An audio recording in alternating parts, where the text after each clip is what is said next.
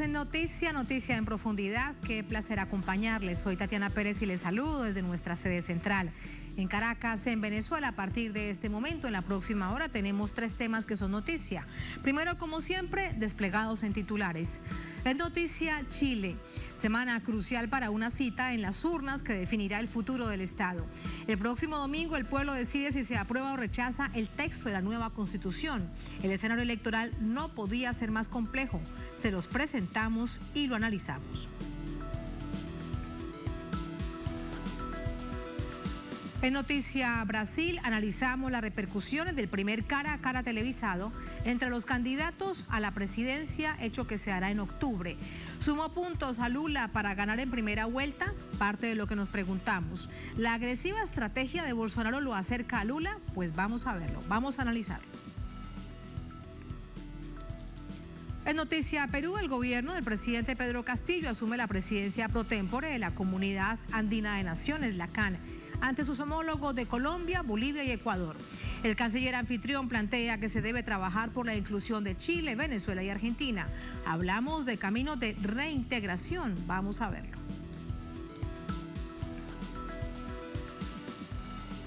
En Noticia que sí comienza. Bienvenidos, bienvenidas. Buena semana.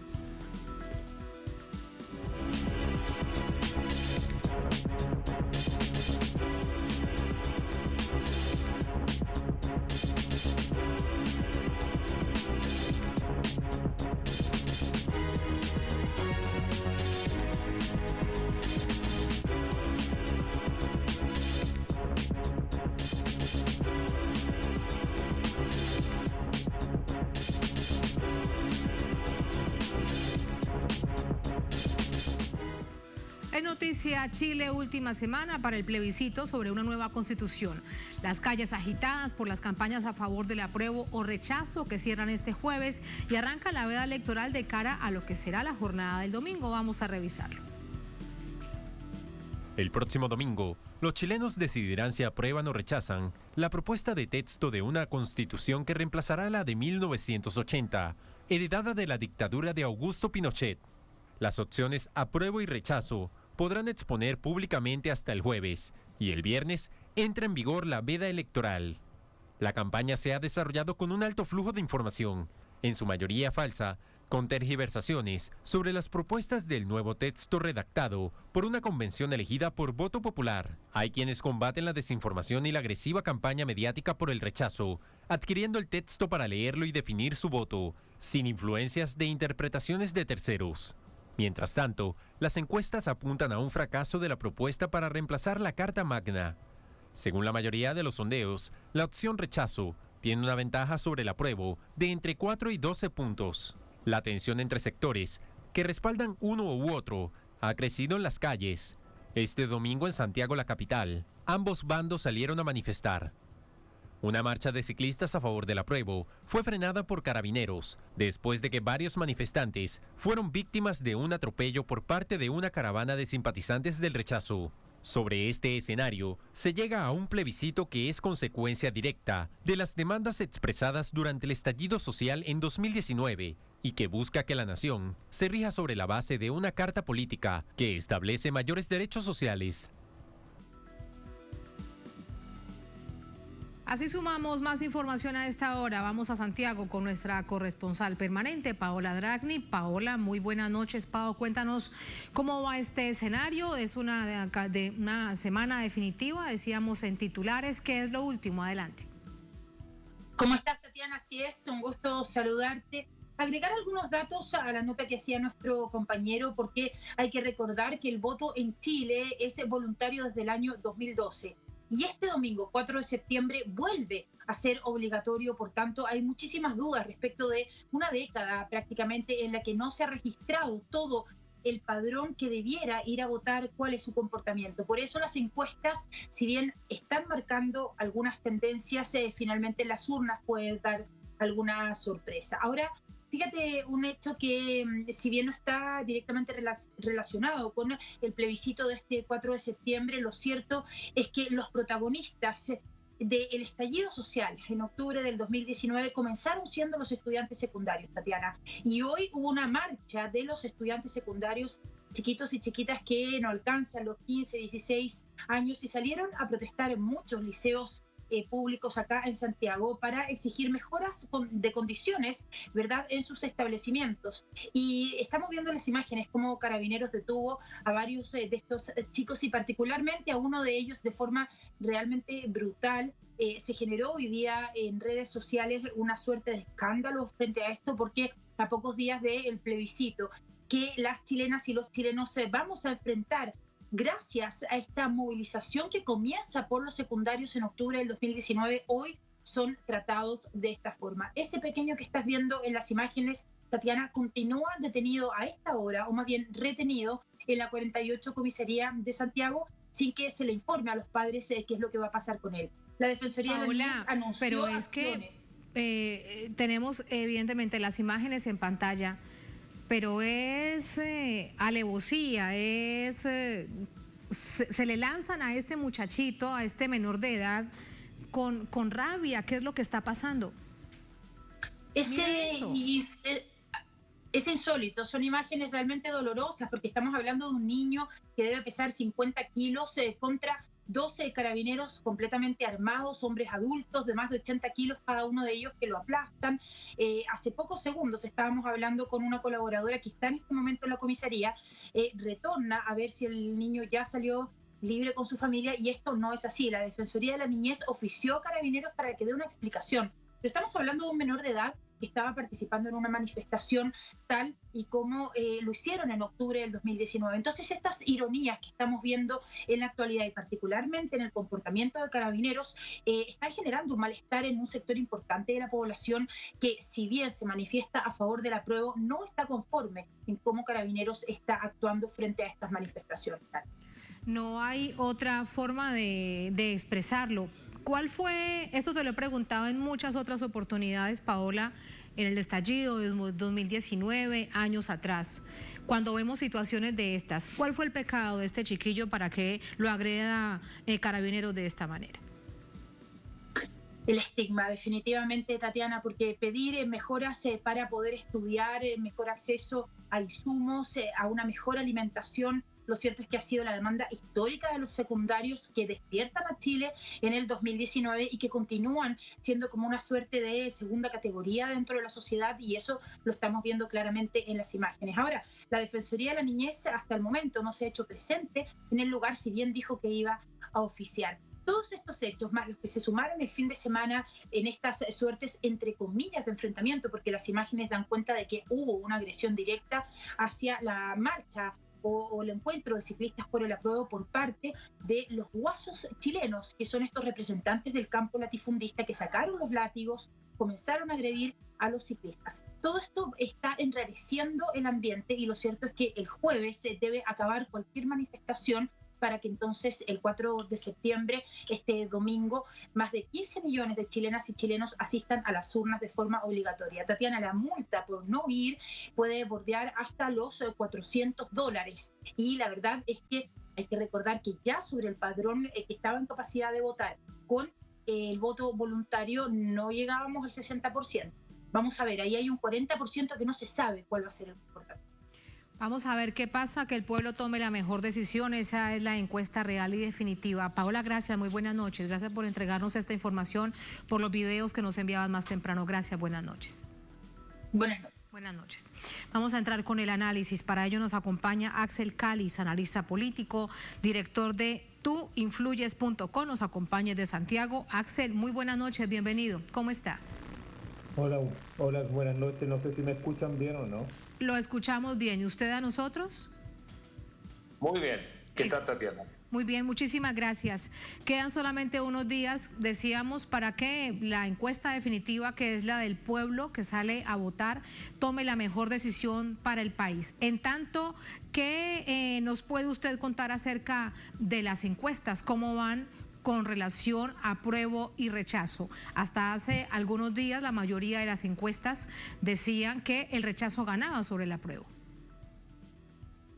Sí, bueno, no les puedo comentar ninguna encuesta porque yo estoy en Chile y existe una provisión legal que entrega un blackout de 15 días y esto partió hace 10 días atrás, es decir, estamos 15 días antes de la fecha de la elección completamente a ciegas en términos de difusión de estudios públicos. No obstante, yo diría que ya hace un mes o 2 meses que aquí, por lo menos de todas las encuestas que yo he visto, no hay ninguna, y veo muchas donde gane el apruebo. Ese es como lo antecedente. Y las tendencias no se han modificado para nada los últimos días. Entonces la situación está bastante estable en términos de las tendencias. Ahora la única incógnita que nos queda resolver es cuánta gente va a votar y quiénes van a votar. Eso también es importante porque ahí podría haber algún grado de incertidumbre, porque como bien lo decía la otra persona que me antecedió, es primera vez que vota el voto obligatorio en Chile. Nosotros tenemos un sistema de voto voluntario hasta diciembre pasado, y por lo tanto deberían ir a votar personas que no lo han hecho, que son aproximadamente 2 millones del padrón de 15 millones. Ahora, normalmente la abstención en los países con voto obligatorio es del torno al 30%, 25%, como Argentina, Brasil, Perú, que son algunos de los países donde hay voto obligatorio. Y yo creo que nosotros vamos a andar en un índice de participación bastante parecido a lo que se nota en Sudamérica. Así que la verdad es que la crispación está a nivel de las redes sociales, pero a nivel, yo diría que del chileno y chilena medio, no se ve una conflictividad muy aguda. Esto es más bien de los medios, de la élite, de las personas que están en torno a lo político, pero la verdad es que las personas de a pie, como se dice acá, están más preocupadas de temas como de la inflación, de la economía, la seguridad y todo lo que tiene que ver con lo cotidiano, mucho más que del plebiscito. Sí, Axel, con respecto a las propias encuestas, pero en redes sociales sí siguen rodando algunas casas encuestadoras que presentan sus propias investigaciones, sus propios análisis. Sí, que confirman la tendencia que había hasta antes del blackout. O sea, incluso en algunos estudios que se presentaron este fin de semana, la amplitud del rechazo por sobre el apruebo se expande un poco más. Pero hay una que dice lo contrario. Quiero conocer tu opinión. Vamos a ponerla en pantalla. No conozco. Vamos a ponerla en pantalla. Vamos a ponerla en pantalla a través de el tweet. Esto es lo que dice. Miren ustedes, apruebo 54%, rechazo 46%, lo dice el investigador Ricardo Báez Ayates. Él viene de explicar cómo llegan a este punto. Esto es parte de un hilo, diciendo entonces que considerando todo lo anterior, que hay 4 comunas pobres de la RM, más del 70% de los votos fueron para Gabriel Boric. Él hace una comparación además con las elecciones presidenciales, Cerro Navia, La Pintana, Espejo, más del 73%, Pedro Aguirre Cerda. Nuestra predicción es que el apruebo obtendría al menos el 54,5%, apruebo 54%, rechazo 46%. Esto es parte de lo que incluso también, como nos lo recordaba nuestro invitado Axel, ya por normatividad no se permiten las encuestas. En esta oportunidad en redes sociales vemos que sí aparecen. ¿Cuál es su opinión, Axel? Mi opinión es que eso no es una encuesta, primero que nada, porque yo conozco muy bien a Ricardo, he estado con él trabaja en Silicon Valley, somos colegas, hemos hecho estudios juntos, y eso no es un estudio de muestra, nada, es un acumulado de redes sociales y reinterpretación de resultados anteriores de las elecciones, y ahí en el hilo de Ricardo lo explica muy bien, que no es una encuesta, sino es un estudio exploratorio, ni descriptivo, sino que más bien una serie de supuestos y de movimientos que se producen a partir de ciertos flujos de redes sociales y búsqueda. Sí, en todo caso no deja de ser muy interesante cómo hay un mundo de las redes sociales que en esta oportunidad en el ámbito comunicacional resulta fundamental, Axel, para los procesos electorales. Sí, mira, en general han aparecido no solamente en Chile, sino que en varios países del mundo, ciertas predicciones que aparecen en base a algoritmos en la segunda vuelta y en la primera vuelta también, hasta las personas veían las proporciones de las casas de apuestas con respecto a que se hacen en las elecciones. Hoy en día todo se puede llevar a porcentajes de pronósticos. Yo lo único que puedo decir es que por lo que es lo que me atañe a mí como profesional, como sociólogo, y de parte de todo el mundo que se dedica a hacer estudios, en general estudios que son absolutamente estables. Nosotros no somos personas que van a hacer encuestas para elecciones. Nosotros vamos a seguir después de la elección, y la mayoría de las encuestas que aparecen son encuestas completamente estables, que tienen 10, 15, 20 años y que van a seguir existiendo en los próximos años. Es decir, como nosotros le llamamos a algunas encuestadoras que son prácticamente de campaña. En la última elección, en el plebiscito de entrada, incluso hubo encuestas que daban en un empate, que venían de lugares absolutamente desconocidos y que eran estudios que no tenían ningún tipo de acreditación o patente, llamémoslo. Sí, y en este caso, cuando nos estabas hablando de que el voto será obligatorio, ¿en cuánto realmente puede cambiar la percepción de la votación para el próximo domingo? O sea, lo que vamos a tener en general desde el 2017 hasta la fecha, nosotros tenemos un padrón bastante más pequeño que tiene Venezuela. Acá el padrón es de 15 millones, pero en realidad el padrón es de 13.700.000, porque hay una serie de personas dentro de ese padrón que son chilenos que están en el exterior desde hace muchos años. Hay cerca de 800.000 chilenos que viven en el exterior y que aparecen acreditados o empadronados en Chile. El padrón nuestro de chilenos extranjeros muy poquito, son 97.500 personas. Por lo tanto, tenemos un padrón, entre comillas, que está en torno a los 13 millones. Yo diría que el indicador más interesante que tenemos, Tatiana, es que las búsquedas de RUT, o sea, del DNI o el carnet de identidad o el número que te acredita, a nivel de sitio para saber en dónde votas, en qué local y en qué mesa votas, está en torno hoy a los 13.200.000. Es decir, está muy parecido a lo que nosotros consideramos que es el padrón verdadero que hay en Chile. Y eso augura una participación que podría ser la más alta en la historia de Chile en términos absolutos, o sea, en términos de millones de votos, que podría estar superando los 10 u 11 millones, lo cual en comparación a la última votación donde Gabriel Boric fue elegido presidente, sería prácticamente 2 o 3 millones más, lo cual le daría una legitimidad al resultado sin precedentes. Pero eso resulta muy interesante porque da cuenta, valga la redundancia, del interés de los votantes por lo que sucederá el próximo domingo, que evidentemente es una decisión histórica para el país. Absolutamente, yo diría que hay mucho interés, pero también hay mucha de parte de los, entre comillas, no electores, porque recordemos que en el último proceso votaron cerca de 8.300.000, 8.400.000, y hay 4 o 5 millones que se quedaron afuera. Entonces yo diría que hay un interés, entre comillas, diferenciado, de personas que no son votantes normales y que de una u otra forma están viendo la posibilidad de ir a votar, pero que normalmente son abstencionistas o personas que están delocalizadas en términos dentro del país, por lo tanto están viendo la posibilidad de excusarse. Siempre en los procesos electorales no vota todo el mundo en ninguna parte, ni siquiera en los países, como te decía al principio, donde hay voto obligatorio. Normalmente la abstención en países donde incluso hay multa, como en Perú, Argentina, incluso la abstención puede llegar al 30%, y acá en Chile, con el estado que hay en este minuto, donde hay un sector popular que está bastante, yo diría que incómodo con la situación socioeconómica, no sabemos si van a ir a votar, y la verdad es que es una incógnita, porque aquí realmente los sectores populares son los que menos votan en las elecciones.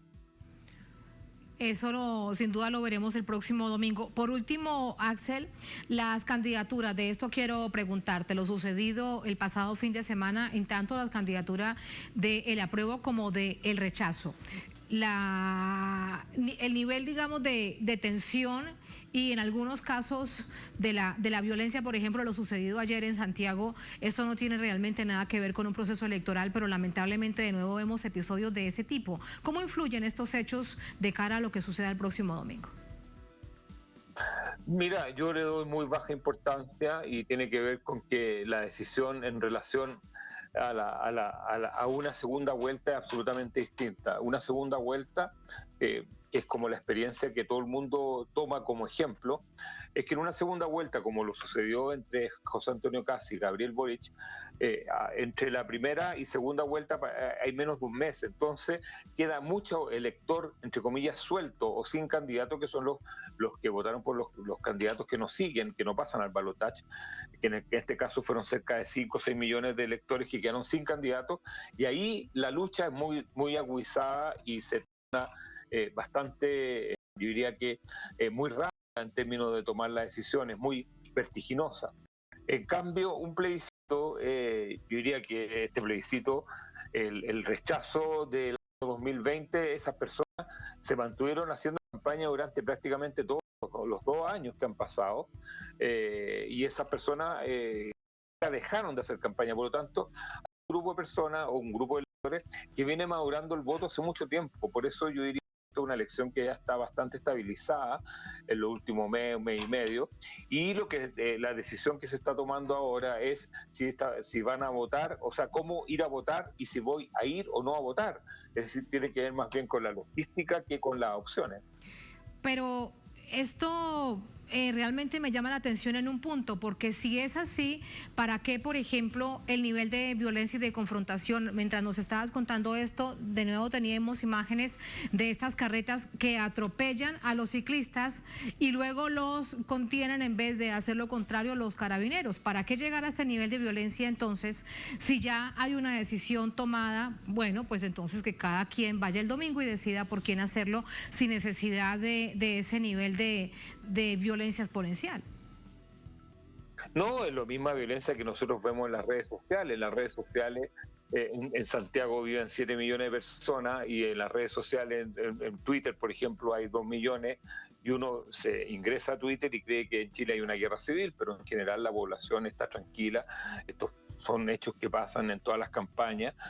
Ayer hubo más de 25, 30 concentraciones o manifestaciones y en ninguna pasó absolutamente nada, fueron absolutamente pacíficas. Por lo tanto, yo no exageraría ni pondría nada. El país no está polarizado, todos los estudios indican que el país está bastante menos polarizado de lo que la élite percibe. La élite percibe un país que no tiene nada que ver cómo está operando. Como te decía al principio, las personas están preocupadas de su cotidianidad, están preocupadas de la inflación, del precio del petróleo, del precio de la harina, del trabajo. La economía está bastante estancada los últimos 2 o 3 meses y por lo tanto estamos viviendo una situación que por arriba se ve como en el mar así una marejada, pero hacia abajo está absolutamente tranquilo y en general los estudios indican eso, todos. Eso no quiere decir que no le importe, perdona, a los chilenos y chilenas les importa mucho la elección, pero eso no quiere decir que se esté viviendo un clima ni siquiera parecido a lo que fue el plebiscito del 88, donde a mí me tocó trabajar arduamente por el no en esa época. Muchísimas gracias, Axel, por ese análisis. Buenas noches. Buenas noches. Hasta luego, gracias. Así vamos a la primera pausa en esta emisión de Es Noticia. Al volver en Noticia Brasil, analizamos las repercusiones del primer cara a cara televisado entre los candidatos a las presidenciales de octubre. Sumó puntos a Lula para ganar en primera vuelta, que es el objetivo del Partido de los Trabajadores. La agresiva estrategia de Bolsonaro lo acerca a Luis Ignacio Lula da Silva. Vamos a revisarlo, vamos a analizarlo al volver en Es Noticia.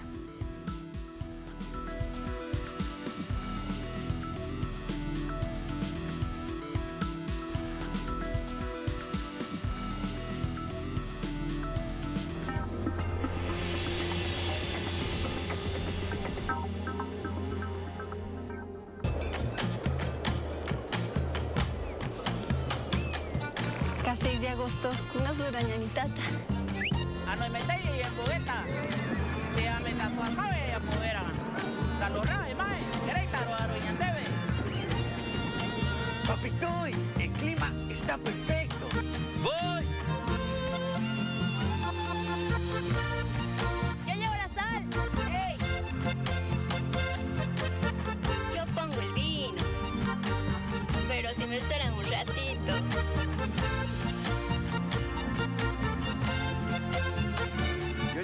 cochinchi para los que no toman. Entonces yo llevo el hielito. Si vamos a celebrar a Bolivia este 6 de agosto, tenemos que hacerlo unidos.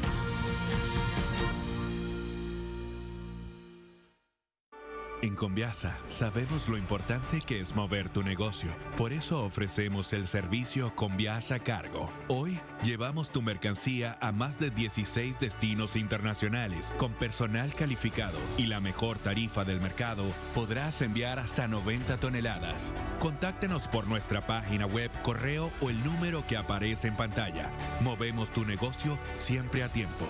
Conviasa, nos hacemos cargo.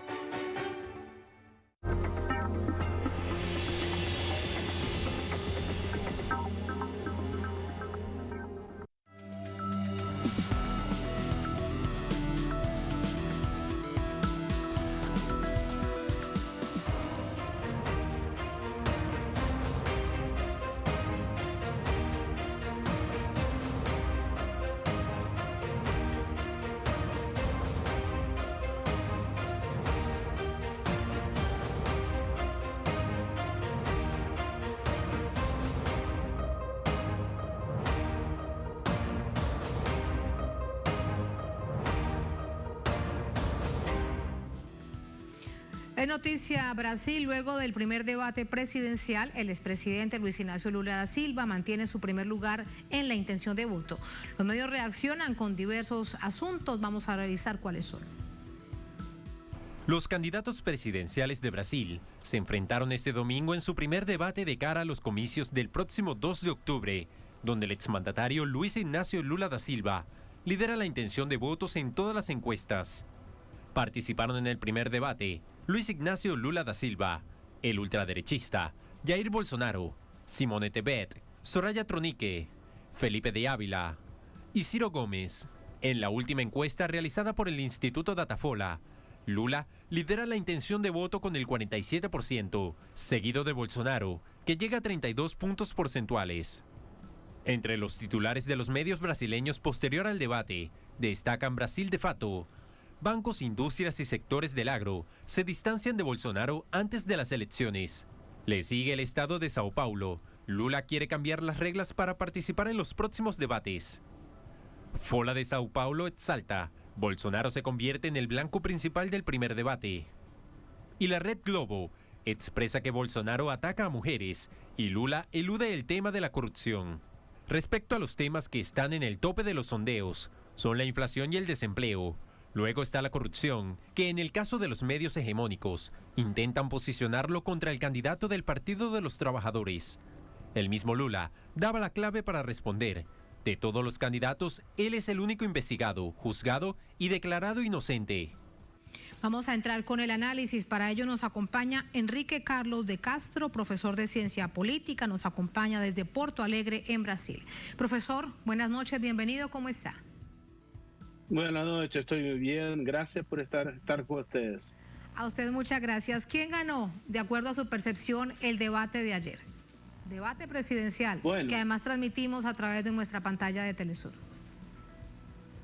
Bueno, yo puedo decir sí, que creo que Bolsonaro fue el mejor en el debate. No porque sea un buen candidato, porque tenga una presencia buena en video, al revés, eso es pésimo. Tiene una postura agresiva, una postura que es completamente distinta de lo que uno se imagina de los brasileños, alguien que sea buena onda, todo eso.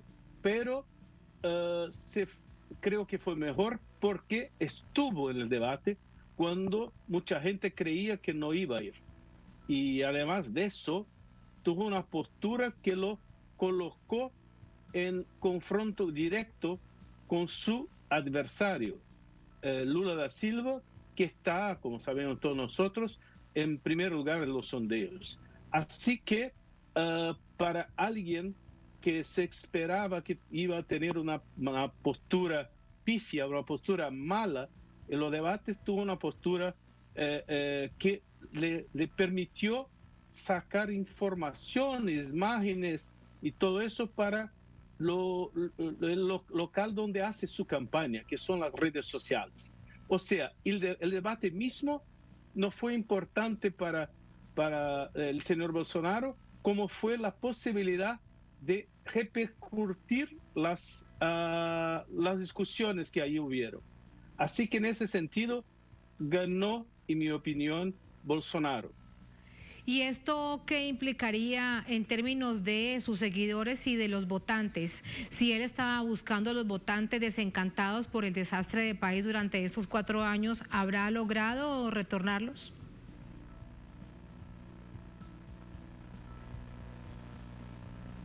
Profesor. Profesor, ¿me escucha? Perdón, me cortó la llamada, perdón. Sí, ¿ahora me escucha, profesor? Sí, ahora escucho, gracias. Bien, no, a usted gracias. Le reitero la pregunta. Si ante este escenario que usted nos está analizando del resultado de Bolsonaro, ¿cómo se vería dentro de sus seguidores, en particular aquellos desencantados después de 4 años de un gobierno desastroso? Bueno, su gobierno, por supuesto, fue desastroso y además de desastroso, abre camino para algo que es desastroso no solo para Brasil, pero sino para el continente y quizá para el mundo, que es la posibilidad de una ascensión fascista en Brasil, fascista en Sudamérica. Y creo que sus seguidores, aquellos que son más... que están en una posición más cerrada con Bolsonaro, o sea, que lo siguen de cualquier manera, estos están contentos, porque él dijo un montón de mentiras, de, como se dice, fake news, pero todas que la gente que le apoya quiere oír. Habló de que el gobierno Lula fue el más corrupto de la historia de Brasil, que no es verdad. Habló que cosas como que Lula es un expresidiario. Bueno, esto solo ocurrió por una cuestión política, no fue una cuestión judicial de manera estricta.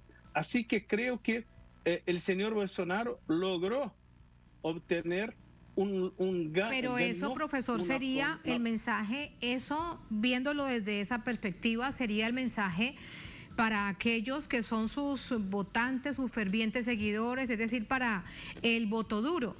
Porque se les está diciendo lo que quieren creer, pero no para aquellos que bien saben que eso es toda una red de mentiras de 4 años del presidente Bolsonaro. Pero lo que pasa es que los que no apoyan a Bolsonaro saben muy bien lo tanto que este señor dice mentiras, dice cosas que no son verdaderas. Así que él no habló para toda la población, sino que para sus fieles seguidores. Así que en este sentido, lo importante, creo, es que él utilizó este debate para hablar para su gente, no para los indecisos o para la gente que le gustaría cambiar lo que acontece en Brasil. Así que en ese sentido, tuvo, me parece, una postura que de ventaja para su campaña. Pero eso es un desastre para la democracia misma en Brasil y en Latinoamérica, porque lo que pasa es que no hay un debate político, de hecho, sino una verdadera descarga de mentiras e inverdades y distorsiones de la realidad. Así que no estaba,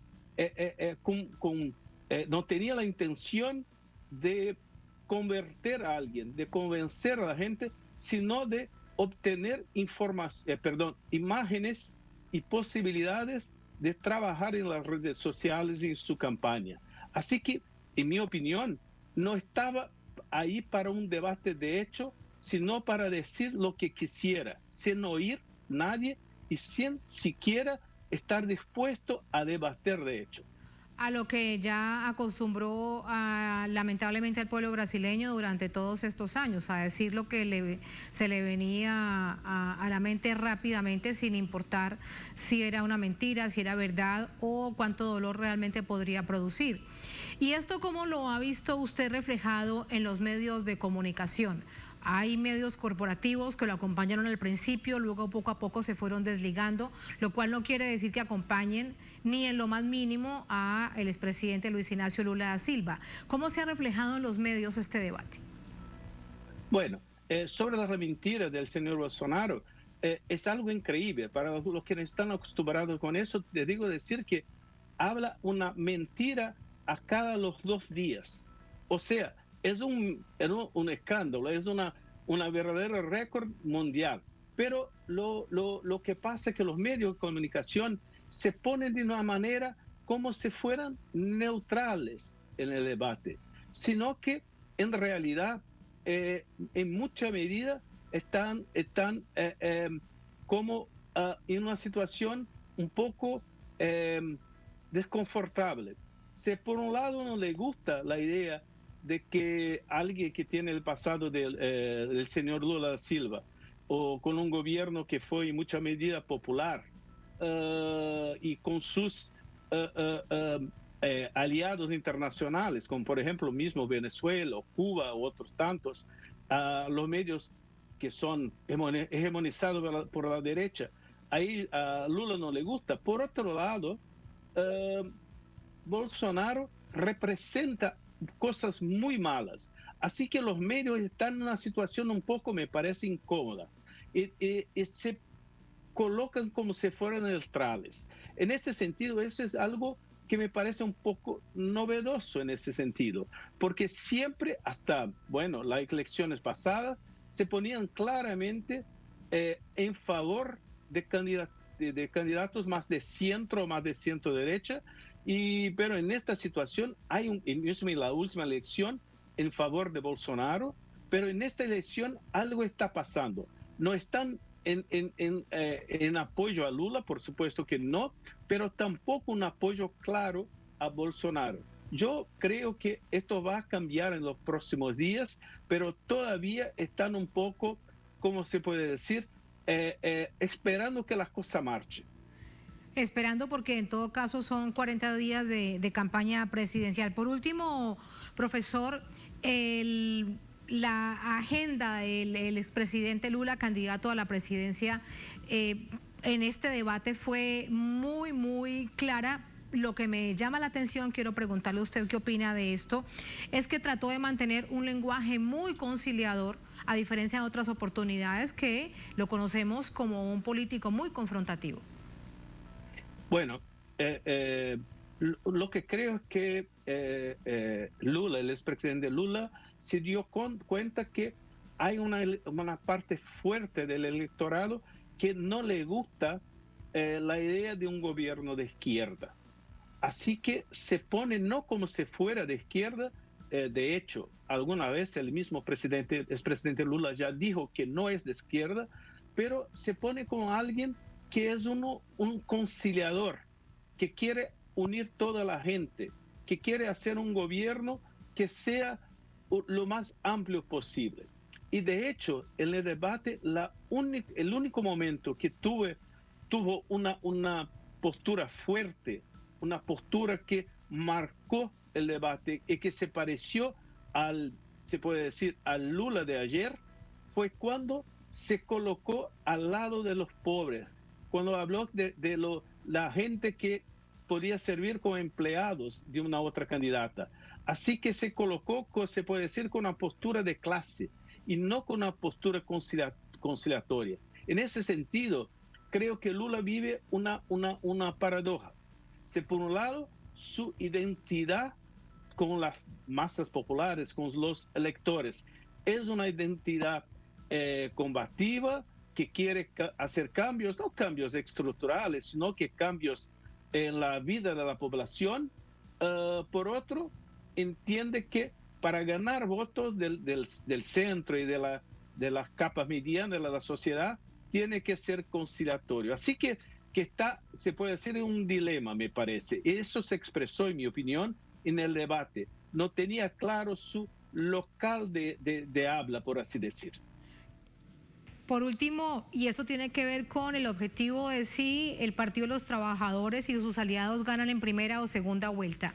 En este escenario, si pensamos en el debate y la postura del expresidente Lula, hay unas encuestas que incluso llegan al 47% de la intención de voto para la primera vuelta. ¿Cuánto podría cambiar? Bueno, esto es algo importante. Gracias por preguntarlo. Yo creo que sería muy importante que el asunto de elecciones en Brasil en este momento se resolviera en una primera vuelta. No porque está de acuerdo contra un candidato u otro, pero por la tentación fascista y golpista del señor Bolsonaro y sus seguidores, muchos de sus seguidores. Que hay una posibilidad de que no aceptaran un resultado de la primera vuelta que sea un poco apretado, por así decir. Así que sería importante para mantener una estabilidad política en Brasil que no hubiera una segunda vuelta, pero eso es difícil. Si es posible que ganen la primera vuelta, bueno, eso creo que es un poco difícil porque las otras candidaturas, las candidatas y candidatos a presidencia, los demás, están trabajando de manera muy fuerte para tener su espacio para ahí sí negociar una participación en el gobierno, negociar su apoyo en la segunda vuelta para negociar plazas en el gobierno. En ese sentido, lo que se espera, por supuesto. Pero lo que pasa es que en este momento será, creo, muy difícil un cambio para que Lula gane el primer turno si no tuviera una postura más fuerte, no tan conciliatoria, sino una postura que a la gente se parezca a alguien que de hecho va a hacer cambios.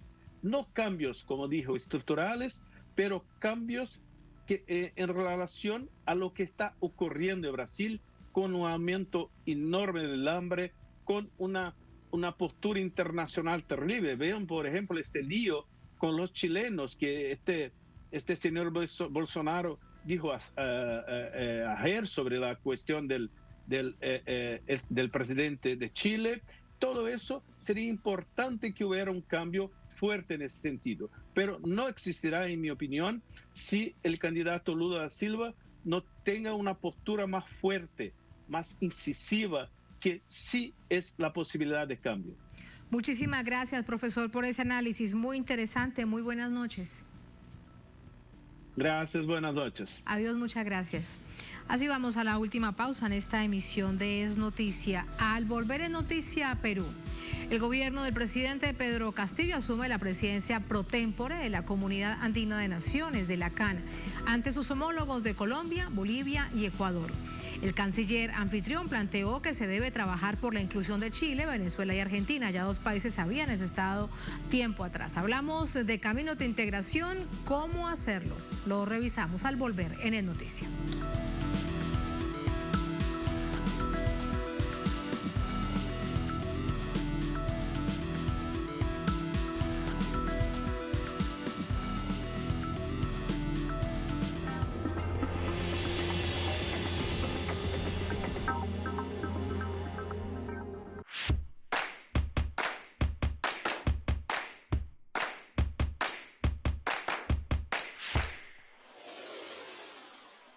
Llama a tu proveedor de cable, sintoniza la señal de los pueblos del mundo en HD. Las noticias no se detienen y nuestro avance tecnológico tampoco. Por eso cambiamos a los satélites IS-34 y IS-14 para seguir junto a vos en español y en inglés. Porque Telesur siempre da más.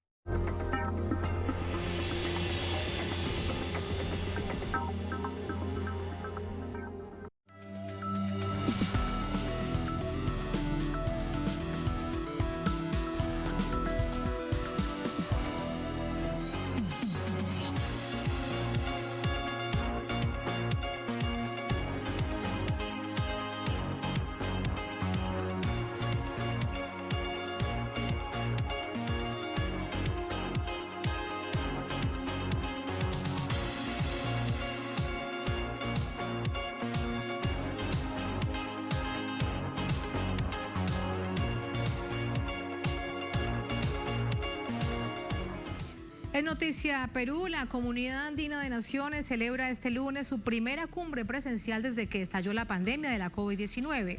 El presidente Castillo, presidente anfitrión, propuso la reincorporación de Chile y Venezuela como miembros plenos del bloque tras asumir la presidencia pro tempore. El presidente Pedro Castillo asumió este lunes la presidencia pro tempore de la CAN para el periodo 2022-2023 en un acto protocolar en la Secretaría General del organismo en Lima, la capital, con la presencia de los presidentes de Bolivia, Luis Arce, Colombia, Gustavo Petro, Ecuador, Guillermo Lasso. El gobierno peruano destacó que uno de sus principales objetivos será el fortalecimiento de la cooperación regional. La CAN, recordamos, es un mecanismo que impulsa la integración y el desarrollo de países andinos, donde Venezuela y Chile formaron parte de este, mientras que Argentina nunca perteneció y ahora se propone su inclusión.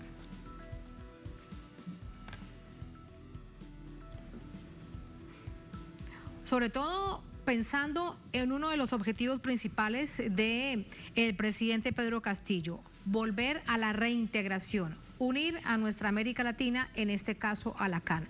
¿Qué tan factible será todo esto? Vamos a hablar con un experto, nos acompaña para ello Héctor Béjar, abogado, sociólogo, profesor en la Universidad de San Marcos, nos acompaña desde Lima, en Perú. Profesor, bienvenido, qué placer saludarle, ¿cómo está? ¿Cómo están? Buenas noches. Buenas noches, ¿cómo le va? Encantado de hablar con ustedes. Muchísimas gracias. ¿Qué tan factible será avanzar en ese objetivo que plantea el presidente Pedro Castillo? Sobre todo, primero le planteo un ingrediente. Hay dificultades y contradicciones en la política exterior del gobierno peruano. Sí, claro, hay muchas contradicciones, pero en este tema específico de la Comunidad Andina de Naciones, yo creo que hemos recibido los peruanos y las peruanas una sorpresa agradable. Es decir, hay una reafirmación de la pertenencia del Perú a la Comunidad Andina de Naciones, que estaba bastante decaída en los anteriores gobiernos, y además el gobierno nos anuncia una nueva proyección hacia Chile, la reincorporación de Chile, cuya pertenencia también fue muy ambigua en los gobiernos anteriores, y sobre todo Argentina, que ahora tiene un gobierno progresista y que supongo que comprenderá muy bien la importancia de este llamado peruano. Eso es muy importante porque Argentina puede además vincular a la Comunidad Andina de Naciones, Perú incluido y Colombia también, con el Mercosur. Entonces, creo que por esa ruta podría pensarse incluso en un programa más ambicioso de integración de esta parte del continente. Vamos a escuchar lo que decía el presidente Gustavo Petro, el presidente de Colombia, al respecto. ¿Cuál es el planteamiento que él hacía en esta cumbre de la CAN allí en Lima? Luego aquí tenemos la oportunidad de planificar otra vía, que es precisamente una integración energética. Entre más barata sea la energía eléctrica en nuestros países, más posibilidades de desarrollo, solo que las fuentes de esa energía deben ser las fuentes limpias, el sol, el agua, los vientos, y aquí habría toda una planificación para empezar, para impulsar y hacer en el corto plazo, porque no tenemos más tiempo. Allá hablamos entonces, profesor Béjar, de una agenda que, entre otras cosas, es muy ambiciosa, pero es también parte del objetivo y también de la propuesta y promesa de campaña de Gustavo Petro cuando era candidato a la presidencia. Ahora llega y evidentemente es parte de su lectura sobre la integración regional. Perú podría jugar un papel fundamental porque bien recordemos que tiene muchas capacidades energéticas. El asunto es si el país y en este momento el gobierno puede avanzar en ello. Habrá que hacer el esfuerzo porque, claro, es evidente que el gobierno peruano internamente tiene muchas dificultades, pero hay muchas cosas que se pueden hacer solamente desde el Poder Ejecutivo, sin pasar por el Parlamento. Y en ese sentido creo que sí, el gobierno de Castillo podría operar de una manera bastante eficiente dentro de un plan inmediato de integración regional. Incluido el ministro de Exteriores, profesor Béjar, que parece que tiene una agenda distinta en algunos temas al presidente Castillo. Sí, evidentemente. El canciller peruano no deja de darnos algunas sorpresas, como la ruptura sorprendente de relaciones con los saharauis. Pero por lo menos en este tema de la Comunidad Andina de Naciones ha sido incluso su declaración bastante favorable a una reincorporación de Venezuela al grupo andino. Entonces, también eso me parece bastante interesante en el caso del actual canciller. Por supuesto, en un paréntesis sobre el tema de la República Árabe Saharaui y la causa que acompañan millones en el mundo y muchísimos gobiernos también. ¿Por qué cree usted que toma esta decisión el gobierno peruano? ¿O es una decisión del canciller, que sería realmente bastante extraño pensar que fuera así? Bueno, en este asunto hay hace muchos años una sospechosa, por decirlo menos, relación entre el gobierno peruano y el gobierno de Marruecos, ¿no? La dictadura marroquí, que como todos sabemos es una especie de dictadura teocrática que está muy ligada a Arabia Saudí. Recordemos que la mezquita más grande, más alta y más grande del mundo se encuentra precisamente en Casablanca, financiada por Arabia Saudita. Hay una relación de este tipo de dictaduras violadoras de los derechos humanos que opera con relaciones incluso con Israel ahora. Y yo creo que se trata de una operación de gran dimensión, en la cual, por supuesto, Estados Unidos no es indiferente. Todo eso lo sabemos a partir de la también sorprendente opción de España, del gobierno de Sánchez, que es un gobierno aparentemente socialista, que opta por la dictadura de Marruecos en vez de por los saharauis, arriesgando sus propias relaciones con Argelia, que para España son estratégicas debido a que Argelia es una productora de petróleo y energía que España necesita. Entonces aquí hay grandes poderes internacionales que se están moviendo y que creo que explican esta decisión del Perú, que opta por Marruecos en vez de optar por el pueblo saharaui, que como pocos saben es un pueblo que habla castellano y que tiene una histórica relación con el Perú. Y pasando, además, profesor Béjar, por la resolución histórica de Naciones Unidas, desde hace más de 40 años el pueblo saharaui espera el referendo de autodeterminación que Naciones Unidas bastante se lo ha recordado, por ejemplo, a Pedro Sánchez, al presidente del gobierno español. Hasta ahora no se lo ha recordado al gobierno peruano, pero sí también se lo ha recordado a Marruecos. Así que llama profundamente la atención. Salimos de este paréntesis, profesor. Quiero que escuchemos parte de la declaración del presidente de Bolivia, Luis Arce, y regreso con su análisis. Que desde Bolivia queremos plantear algunas propuestas que ponemos a consideración de ustedes. 1. Fortalecer los acercamientos entre la Comunidad Andina y el Mercosur, conducentes a una articulación, complementación y convergencia entre ambos bloques en aquellos ámbitos de acción de interés mutuo.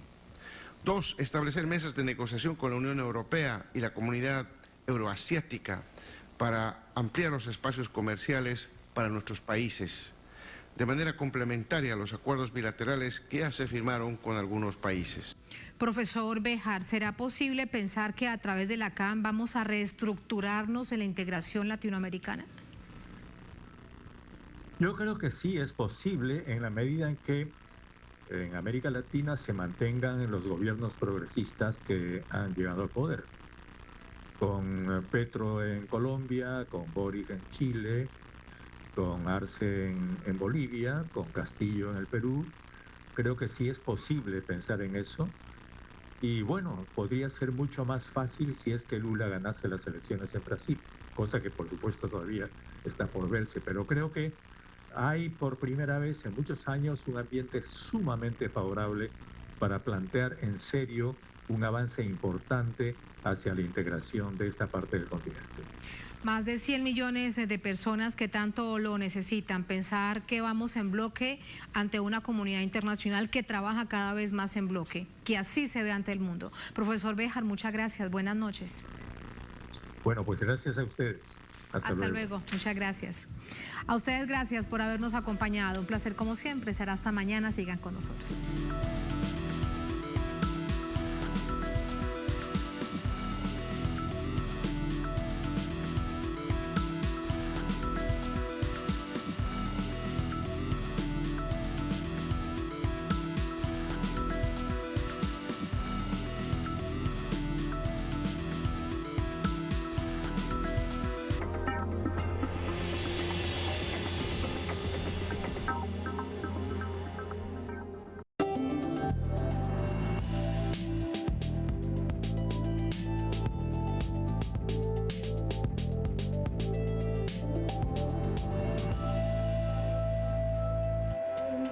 En Brasil, el juez Sergio Moro, que encarceló injustamente a Lula, fue finalmente el ministro de Justicia de Bolsonaro y hoy se postula para el Senado. En Ecuador, persiguieron y metieron preso al vicepresidente Jorge Glass y judicializaron a gran parte del correísmo. ¿Sabes qué? En Argentina sucedió lo mismo, con Amado Vudú y con integrantes del kirchnerismo.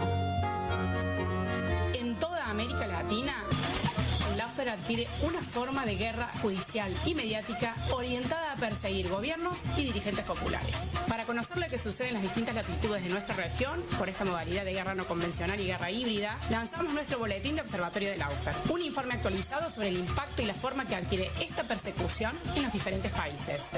Con esto les damos la bienvenida a todos ustedes y por supuesto también explicar que el lawfare sin medios y periodistas no funciona. Y no es tal si esos medios y periodistas no asumen que la verdad y los hechos son la base de este oficio. Lo que ocurre con Cristina Fernández en Argentina, Pedro Castillo en Perú y Rafael Correa y Jorge Glass en Ecuador ya parece un cáncer periodístico de graves consecuencias. Y los actores políticos y judiciales cuentan con medios y periodistas para sus acciones temerarias contra los adversarios políticos y parece que no les importa nada. De esto queremos hablar con un experto en estos temas, Jorge Aguilera. Bienvenido, qué gusto tenerlo. Orlando, qué grato volver a estar acá contigo. ¿Cómo observas esto? ¿Qué resultado puede obtener un observatorio, una veeduría latinoamericana alrededor del lawfare? Pues lo primero es que para poder plantear una solución frente a un problema, pues hay que identificar el problema.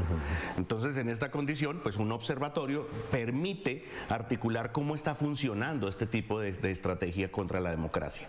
Aquí lo que vamos a tener es tres grandes jugadas. Una primera jugada que es la parte judicial, ¿cierto? Una denuncia, una acción judicial. El otro componente va a ser una acción política. Y el tercer componente, como tú muy bien lo señalas, es una acción mediática. Lo que buscan con eso es causar la muerte ante la opinión pública de una figura política, ¿de acuerdo? Entonces vas a necesitar esos tres elementos. Ver quién pone una denuncia. Sí, muchos abogados arman y ponen a cualquiera, te lo digo, en Colombia han puesto a estudiantes, han puesto a una persona amiga y ponen la denuncia. De hecho, han puesto denuncias con cédulas de personas muertas, Orlando. Sí, cuando tú vas a ver quién puso la denuncia, no es una cédula de una persona que falleció a X tiempo. Lo curioso es que después de esa denuncia viene una acción política. Es cuando entran los entes de control, cuando entra la Procuraduría, Fiscalía, una serie de figuras allí para investigar esa denuncia judicial. Lo curioso también es cómo casi que simultáneamente a que se presenta la denuncia se genera el reflejo de esa denuncia en el escenario mediático, ¿ya? Y como tú muy bien lo señalas, pues generalmente o muchas de esas denuncias no tienen ningún asidero. Pero te digo esto y te interrumpo solamente para decirte que en cambio en el Ecuador y en Argentina también ha pasado al revés. Primero ponen en un medio de comunicación una supuesta investigación periodística de supuestos periodistas afamados en investigación, que en realidad son filtraciones. Después de eso agarran como noticia criminis la fiscalía, la coloca en un juzgado y después empieza todo el proceso. Entonces, sin esa noticia noticia no existiría ese caso, ese proceso. Y ahora, incluso en el Ecuador, no sé si para bien o para mal, a propósito de publicaciones de prensa, la fiscal actual dice que no sirven cuando se trata del señor Guillermo Lazo. Bueno, ahí van a utilizar una estrategia que se llama puente falso.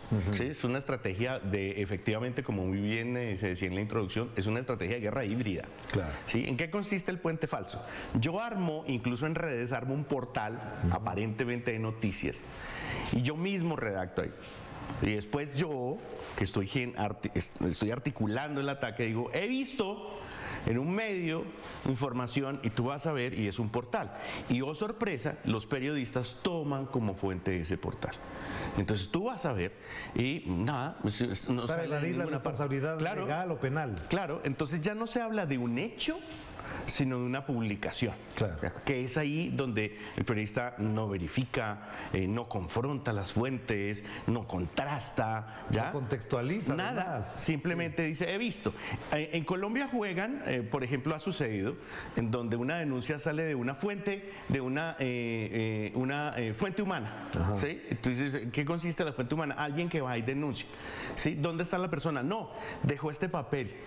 Por lo que ha hecho la y es una hoja, te cuento, es una hoja que dice Orlando Pérez hizo, y tú dices, ¿quién firma la hoja? Nadie. Y la otra es que también utilizó Revista Semana, decir, informes de inteligencia reservados que llegaron a nuestra redacción. Mira, en esos informes de inteligencia hay dos casos muy particulares. Claro. Tú sabes que en Colombia se desarticuló el DAS por hacer ese tipo de estrategias. Acaba de aceptar cargos un grupo de militares, incluidos personal de inteligencia militar por los falsos positivos, en donde para justificar los asesinatos hacían el informe de inteligencia. Los dos casos a los que me refiero son el asesinato de Jaime Garzón, periodista, en donde arman un informe que se llamó las carpetas Heidi. Arman las carpetas Heidi originalmente para seguir a Jaime Garzón, pero después para justificar su asesinato. Los dos agentes que arman las carpetas ya se presentaron ante la fiscalía, declararon que las carpetas eran falsas y que se la entregaron a una periodista. ¿Ah? Así es. Lo que no queda muy claro es si la periodista sabía para qué eran las carpetas, para justificar el asesinato de su colega, o simplemente ella se confió porque eran unos documentos de inteligencia. De fuente confiable. Entonces, aquí la moraleja es todo se verifica. Y hay otra mucho más grave, que es los montajes que hizo el DAS contra la Corte Suprema de Justicia. Allí sí, los dos agentes de inteligencia que también participan dicen puntualmente el nombre de la periodista que se reunía con la directora del DAS previo a los montajes que le iban a hacer a los magistrados para evitar que siguieran juzgando a Mario Uribe, el primo de Álvaro Uribe. Pero entonces, con todo esto que estamos conversando, ¿cómo se explica o más bien cómo lo comprendemos y analizamos lo que está pasando en estos días con Cristina Fernández de Kirchner, a quien además ahora se ha sumado un proceso más, y ya más de 500 procesos tiene encima, de los cuales incluso la prensa dice no hay cómo descartar porque tienen respaldo legal, factual, etcétera, etcétera? Sí, muchas veces es lo que te digo, construyen el documento, pero cuando tú vas a ver la fuente del documento no aparece ninguna fuente. Pero los jueces lo dan por válido e inician procesos, pues. Claro, si es una fuente anónima. Claro. Entonces en la fuente anónima, pues yo voy a la puerta y escribo Orlando lo que sea y lo dejo en la puerta. Porque en el caso de Cristina, perdón que te interrumpa, además dicen cosas como, por ejemplo, este señor que robó tanta plata era amigo de Cristina. Como era amigo de Cristina, entonces va preso. Claro, hay un momento que hay que aprovechar aquí, y es describir la estructura de ataque, describir la estructura del lawfare. Y ese es un ejercicio que pueden, y le invito a los ciudadanos en cada país a que hagan ese ejercicio. ¿Quién pone la denuncia? ¿Quién articula este ejercicio? ¿Qué periodistas y qué medios son los que están dando a conocer esto? ¿De acuerdo? ¿Cuáles son sus fuentes? Lo pueden hacer muy fácil desde Twitter. Y el otro componente es quién está haciendo esa investigación. Cuando uno empieza a compilar esa serie de casos, oh sorpresa, Orlando, que son las mismas personas. Claro. ¿Sí? Es el mismo grupo, tanto en lo jurídico, como en lo político, como en lo periodístico. ¿De acuerdo? Ahí los invito a ver una película que se llama La dictadura perfecta. Como desde un sector, pues van, como se dice, engrasando algunos medios para que digan algo que incluso ni siquiera sucede, pero le construyen esa realidad a la ciudadanía y la ciudadanía pues empieza a tomarlo como referente. Aquí hay una gran ayuda y es que las personas puedan contrastar en redes o puedan ir entendiendo el fenómeno en redes haciendo este ejercicio que... Pero ya hasta que todo eso hagamos cada ciudadano, tú, yo, ya se instauró el juicio, ya arrancó el proceso y en el caso de Cristina incluso le quieren condenar a 12 años. Claro, pero vas a tener una contrastación desde el tema de la opinión pública, que es lo que hemos visto en estos días. Claro. La gente en la calle, ¿sí?, saliendo a decir, esa información no está siendo llevada de forma... ¿Pero qué hay detrás de todo esto? En el caso de Cristina parecería que incluso hay una conjunción de intereses, de personalidades, porque, por ejemplo, los fiscales, los jueces que están a eso juegan en el equipo de fútbol en la casa del señor Mauricio Macri.